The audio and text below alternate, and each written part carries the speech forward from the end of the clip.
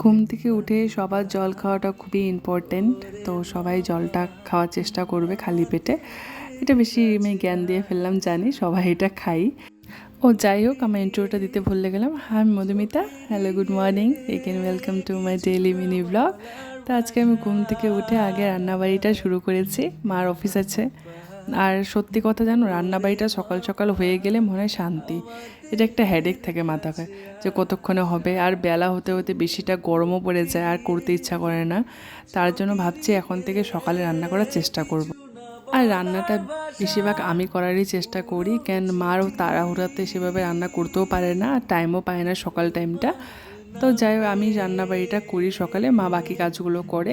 তা আজকে সকালে সেমন একটা কিছু করতে পারিনি, শুধু ডাল করেছি, এদিকে মাছ আর ভাত।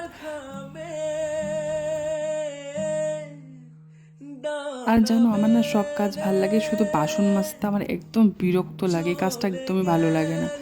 তো আমার রান্নাবাড়ি কমপ্লিট হয়ে গেছে, এখানে বসে আছি, মা রেডি হচ্ছিলো, পরে মাও খাওয়া দাওয়া করে নিল। এখন তো মা অফিস যাচ্ছে আমাকে বাই বাই দিয়ে। আর সারাটা দিন এখন আমি একা একা থাকবো, নিজের মতন কাজ করতে লাগবে। তা আজকে ভাবছি যে ঘরে অনেক ধুল হয়েছে, সব ধুলগুলোকে ঝাড়া যাক। এতদিন শ্রাবণ মাস ছিল, শ্রাবণ মাসে তো এসব করতে লাগে না, তো ওই জন্য করিনি। তো আজকে পুরো সমস্ত ঘরে ধুল ফেলেছি আর ড্রেসিং টেবিল এইসব মুছে একদম ক্লিন করে নিয়েছি।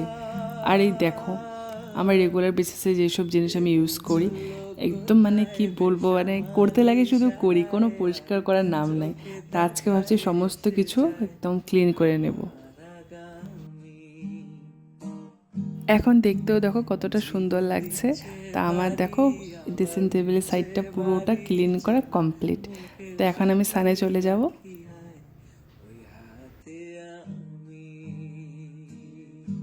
স্নান করে আসার পর রোজই যেটা স্কিন কেয়ার করি অতটুকু, জাস্ট বেশি কিছু লাগালে না এই গরমে একদম ঘামে চ্যাপচ্যাপ করতে থাকে মুখ, ভালো লাগে না, শুধু সানস্ক্রিন টোনার বাস। তো এখানে আমি চা নিয়েছি, আজকে চা খাবো, সকালে আর কিছু করবো না ব্রেকফাস্টে। আর যে দেখো প্লেটিংটা দেখে কি মনে হচ্ছে দশমী দশমী না, সকালটা যেমন দশমী সকালে নিমকি ভুজিয়া বুন্দিয়া এসব খাওয়া হয়, তো আমি সব কিছু খেতে পারিনি। আর এখানে একে দেখো কি সুন্দর বসে বসে বিস্কুট খাচ্ছে, ওরই তো ভালো, বলো, লাইফের কোনো টেনশন নেই। তা যাই হোক, এখানে আমার পার্সেল একটা আসছে, তো ওটা আমি নিয়ে নিলাম। আর পার্সেল আসলে না মনটা ঠিক খুশি লাগে সত্যি।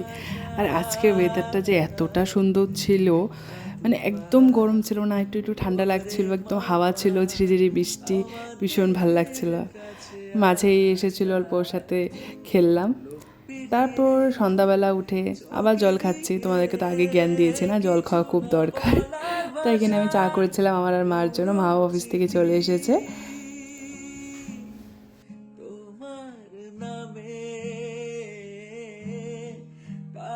সন্ধ্যাবেলা আবার আমি চায়ের সাথে নিমকি খাচ্ছিলাম, আর আমার নিমকি ভীষণ ভালো লাগে। তোমাদের কার কার ভালো লাগে চায়ের সাথে নিমকি, অবশ্যই আমাকে কমেন্টে জানিও।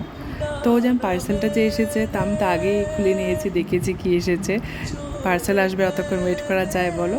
তা আমি এখানে একটা ক্লিনজিং যেটা আমি ইউজ করি, একটা স্ক্রাব, সিম্পলের স্ক্রাব, আর সেরাফিলের ক্লিনজিং ছিল, আর মার্সের একটা লিপ লাইনার ছিল, আর ভীষণই ভালো লিপ লাইনারটা।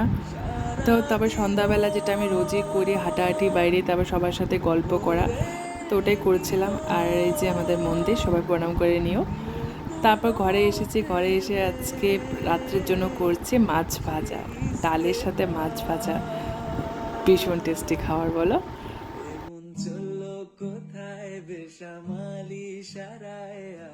মাছ ভাজা বসে আমি বাইরে যেটির সাথে গল্প করছিলাম। আর ইদানিং আমার যে এত চুল পড়ছে, সামনে দেখো আমার চুল কমে গেছে। তোমাদের যদি কিছু জানা থাকে আমাকে অবশ্যই কমেন্টে জানিও যে কী লাগালে আমার চুলটা ভালো হবে। আর এখানে আমার মাছ ভাজতে ভীষণ ভয় লাগে, আমার অনেকবার আমি মাছের তেল আমার গায়ে ছিটেছে, তার জন্য আমার এখন ভীষণ ভয় লাগে।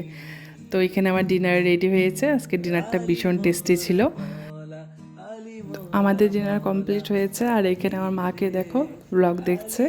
তো হোপসো তোমাদের আজকের ভিডিওটা দেখতে ভালো লেগেছে, যদি ভালো লাগে অবশ্যই একটা লাইক করে দিও, আর আমার চ্যানেলটাকে সাবস্ক্রাইব করে দিও। Tata, take care.